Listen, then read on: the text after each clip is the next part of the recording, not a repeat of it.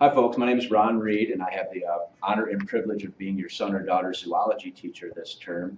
Now the reason for the video is I was actually invited to a leadership conference out in California this weekend, so I'll be missing open house. But as a parent of 3 children myself, I thought what I would want out of this situation, and I know that I like to have the opportunity to meet my children's teachers and maybe to get to know the expectations for the classroom. So I figured I could at least send you a video right now, and then if you have any questions, please feel free to get in touch with me.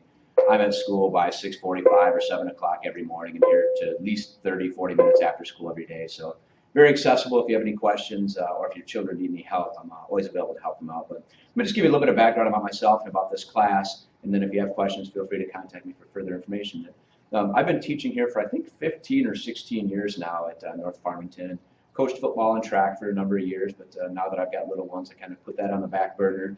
This class is a 1-trimester elective course that was developed probably 15 years ago as an elective course, and it's kind of taken off. I usually have 4 or 5 sections of it every year, and I think part of the reason for that is just a very different class for your children that are really into animals, really into ecology and the environment. It's just kind of a different type of science class for them, and one that I really enjoy.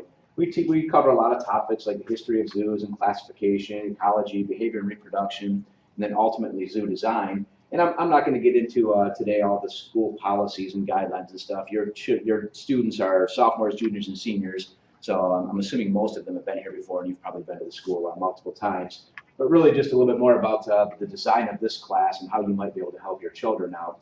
A couple of things, if you hear them talk about wanting to bring in one of their pets into the classroom, that is actually one of my hopes for a lot of them, is that this is a chance for them to teach each other about animals. I tell them that do I know a lot about animals and a lot about zoology? Absolutely, but so do they. And especially if your children are involved in things outside of school, please let me know, because sometimes they don't. I've had students that are involved in rescuing wild animals and rehabilitation of animals, and they don't say anything, and then their parents tell me. That sparks a great opportunity for them to become, kind of co-teachers in the classroom. So let me know about those things. We will be doing a field trip partway through the year. It's actually October 21st.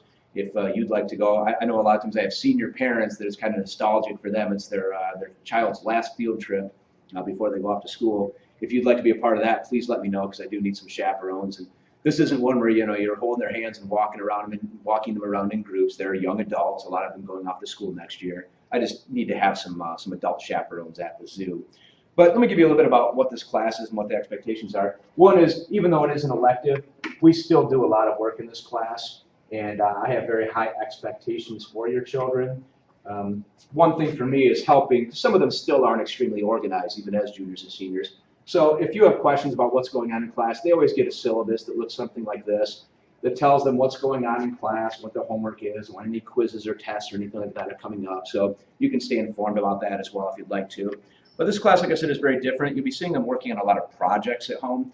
For example, this is a classification project that they work on, rather than us just learning a whole bunch of terms that we're regurgitating, things like Osteichthyes and Chondrichthyes and Agnatha and so on and so forth. It means nothing to a lot of the kids. So we do a lot of projects around that. This is one that they created where they had to learn a bunch of the different categories and then find examples of them and create a collage out of it. We'll do a zoo project when they're at the zoo, kind of a scavenger hunt where they have to locate animals, endangered species, vanishing species, rescued animals, rehab animals at the zoo, and so on and so forth. And then kind of the culminating project for the course is each child on their own will be researching one specific animal. And they'll spend a couple of weeks learning everything there is to know about that animal. And rather than just writing a report about it, their task is to design a habitat for that animal that would be suitable at the zoo. And we spend a lot of time talking about habitat design and the ecological and behavioral requirements of the animals. For example, right now, some of you are probably aware they're spending about $25 million to create a new penguin habitat at the zoo. It's going to be bigger than any exhibit that they currently have. They've redone the lion exhibit. They've redone a lot of the exhibits over the last couple of years. And we spend a lot of time talking about why that is, how they try to create a suitable environment for the animals. And then they physically design and create an exhibit that would work well for the species of their choosing. So if you have questions, please feel free to get in contact with me. But like I said, I just wanted to have a chance to introduce myself to you and tell you just a little bit about this elective class that your son or daughter is taking. So hope you have a great one, and we'll talk to you soon.